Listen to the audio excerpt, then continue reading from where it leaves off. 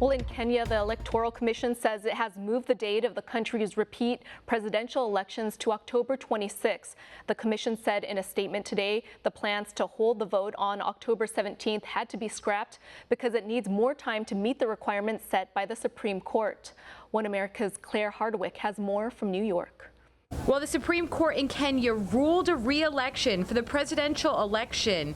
The Minister of Foreign Affairs said why democracy will prevail in this country. Amina Mohammed, Kenya's Minister of Foreign Affairs, said the presidential election had been held in a fair and credible manner and was given the thumbs up by all international observers who had come to the country. And while the people of Kenya were waiting to find out what had gone wrong in the presidential election from the Supreme Court, there are still no answers. We still do not understand what reasons, right, could actually exist for the overturn of a presidential election.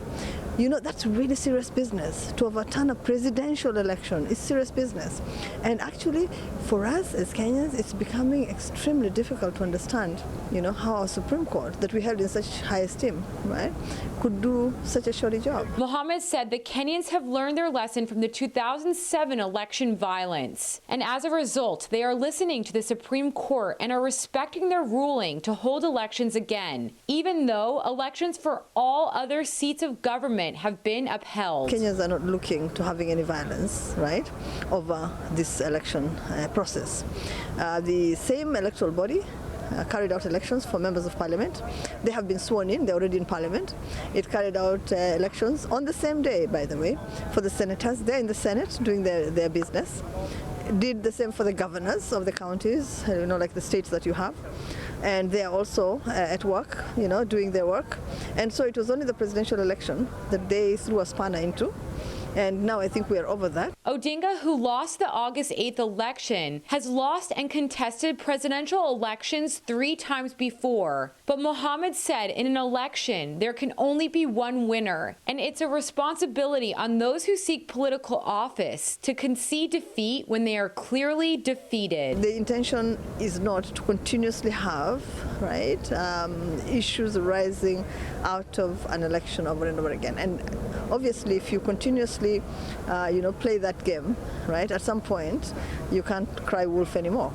Yeah, and people just kind of get tired of that and they don't listen to it anymore. And so I hope that this time, after the election, that whoever is defeated will pick up the microphone and say, I concede, right, and that I hope that my followers and my supporters will accept the verdict of the people, because at the end of the day, it's about the will of the people. You cannot govern, right, by imposing yourself on the people. They must want to be governed by you. The minister said it's crucial for a democracy to accept the results of a free and fair election. From New York City, Claire Hardwick, One America News.